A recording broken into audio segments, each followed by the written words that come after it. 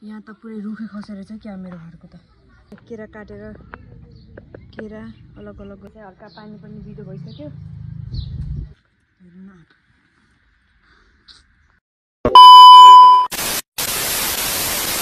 Hello guys, अहिले चाहिँ यति ठुलो हावा हुरी चलेर पानी पुरै चलेर मेरो घरको सबै आम, यति धेरै आम हेर्नु न, सबै आम खस्यो कि। अनि त्यही भएर चाहिँ म चाहिँ अब अचार बनाउनु पर्यो नि त, उसै के फाल्नु भनेर। अनि चाहिँ म अहिले आम टिप्दैछु कि, सबै आम टिप्दैछु। हेर्नु न, यहाँ यति ठुल्ठुलो आम खसेछ, यस्तो राम्रो एउटा पनि रुखमा छैन जस्तो लाग्यो कि मलाई त। अब सबै आम त बस खसेरै खस्यो कि। अब यसको यति मिठो आँप छ कि, यो आँप यत्तिकै यति मिठो छ कि यसको अचार पनि सायद मिठो हुन्छ कि हुँदैन थाहा छैन होइन। अब अचार त जे जस्तो भए पनि खट्टो अचार नै राम्रो लाग्छ। मेरो घरको आँप चाहिँ लास्ट टाइम मिठो छ कि, यसको अचार अब भगवान जाने कस्तो हुन्छ। सबै ठाउँमा आँपै आँप खसेछ। अहिले हजुरलाई म देखाउँथेँ यति धेरै आँपहरू, के गर्ने अब यस्तै छ।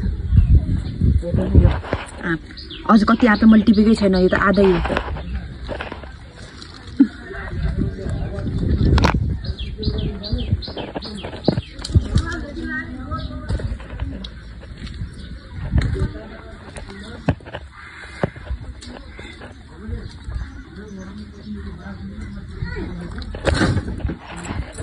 गाइज, आमको साइज त हेर्नु कस्तो राम्रो छ। यहाँ त पुरै रुखै खसेर छ क्या मेरो घरको त। ओ माय गॉड, सबै आँप टिप्दो है।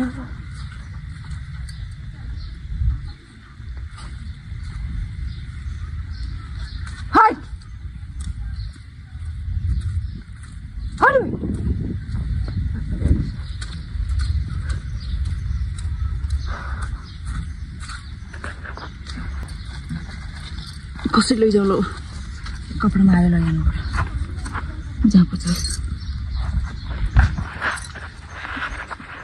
सबै आँप खसेर म त कपडा नै उठाउनु लाग्छ कि। हेर्नु न, सबै आँप त खसेरै नोक्सान भयो। अझै अरू चिज पनि देखाउँदैछु म हजुरलाई, के खसेछ भनेर। अझै उहाँ पर केराको रुखै खसेको छ। आज कहाँ लागेको छ मैले चाहिँ, आज पनि खेती खाँदै रहेछु। अब आँसी लिएर केराको रुख काट्नु जानु पऱ्यो कि।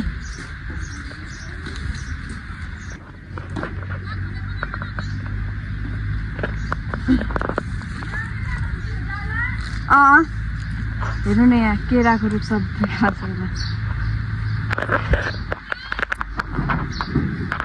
केराको रुखहरू हेर्नु सबै कस्तो भएको छ कि।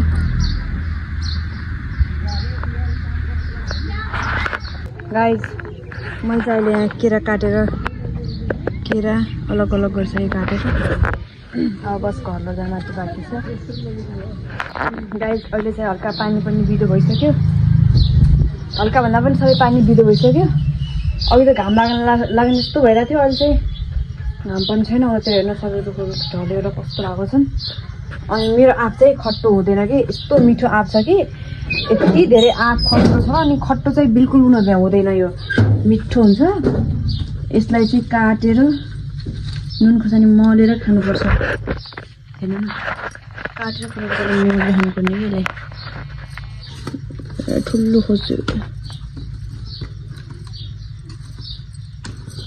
जति ठुलो उति मिठो।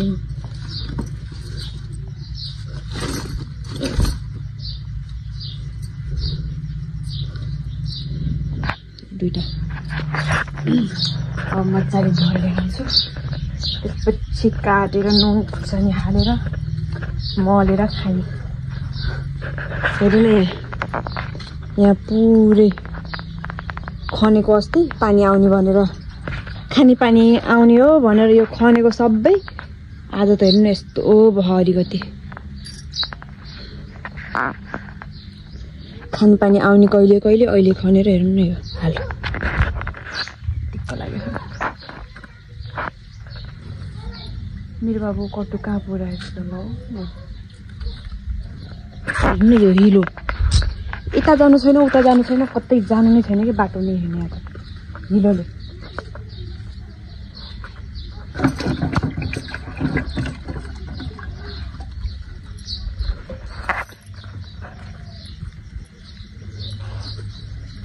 अर्को पानी राम्रो साफ पानी ल्याउनु पऱ्यो लाइट पनि छैन लाइट पनि गएको छ गाइज अहिले चाहिँ हेर्न सक्नुहुन्छ खुर्सानी आम पनि काटिसकेको छु यसको हेर्नु यति ठुलो आम भइसकेको छ अहिलेसम्म गुदी जस्ताको त्यस्तै कि बच्चा कम्मुलो गुदी यति ठुल्ठुलो हुन्छ यो आम यति ठुल्ठुलो नुन पनि हल्का थिचिहाल्नु पर्यो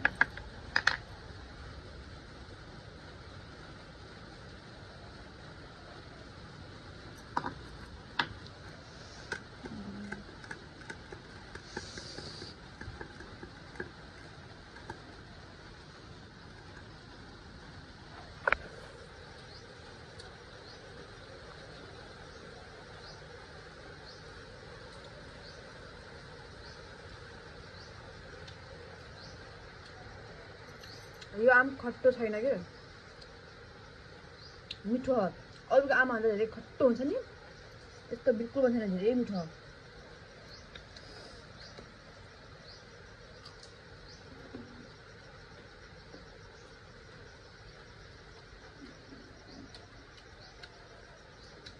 खट्टोपन त अब आँप भएपछि भइहाल्छ हल्का खट्टोपन पनि छ खाइसकेपछि थाहा भयो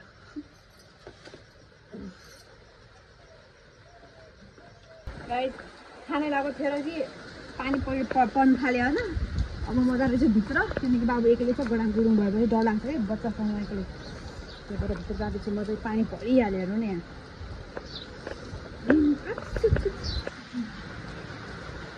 अब यहीँ बसेर खाने मजाले मैले चाहिँ धेरै आँप खान सक्दिनँ कि धेरै आँप खान नसकेर अब हेर्नु चाहिँ यति राखिदिएको छु 4 किलोमिटर खाएँ यति राखिदिन्छु खानासँग धेरै अब कोही गाइस मैले चाहिँ सबै भन्नाले पनि आधा जतिको यो के भन्छ यसले आँपलाई काटेर सुकाएर यसलाई मजाले पुसेर पहिला अनि काटेर यतिकै राख्दैछु भोलि घाममा सुकाउने छु अनि चाहिँ अब घाम पनि अब जाने बेला भइसक्यो नि त अनि त्यही भएर यति काटेर अचार बनाउनको लागि सबै आम खस्यो कि अनि त्यही भएर चाहिँ अचार त बनाउनु पऱ्यो भने मैले अघि धोइधाइ गरेँ अनि काट्न सुरु गरेँ कि अनि आज पनि आधी आम अझै छ बाँकी छ चाहिँ आम आधी आम काटेँ आधी आम त्यसै छ अब भोलितिर फेरि यो के भन्छ भने केरालाई मजाले धोइधाइ गरेर पकाउन हाल्नुपर्ने हो मेरो छोराले नै मेरो पछि लाग्नु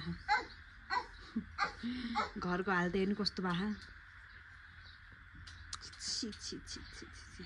पानी परेर बिहार भएको थियो अहिले चाहिँ रातिको 8-9 बजिसकेको छ अनि बाबु र म चाहिँ खानापिना खाएर अब मजाले सुत्ने प्लानमा हो पनि खेल्न लाग्छ मजाले आजकल कार्टुन हेर्ने भएको छ यसलाई सुधार्नु पर्ने कार्टुन हेर्नु भएको छ धेरै अब चाहिँ मेरो भिडियो यही एन्ड हुन्छ सबैजनाले यो भिडियोलाई लाइक कमेन्ट अनि सेयर पनि गरिदिनु होला सबै ठाउँमा सबैजनालाई बाई बाई गुड नाइट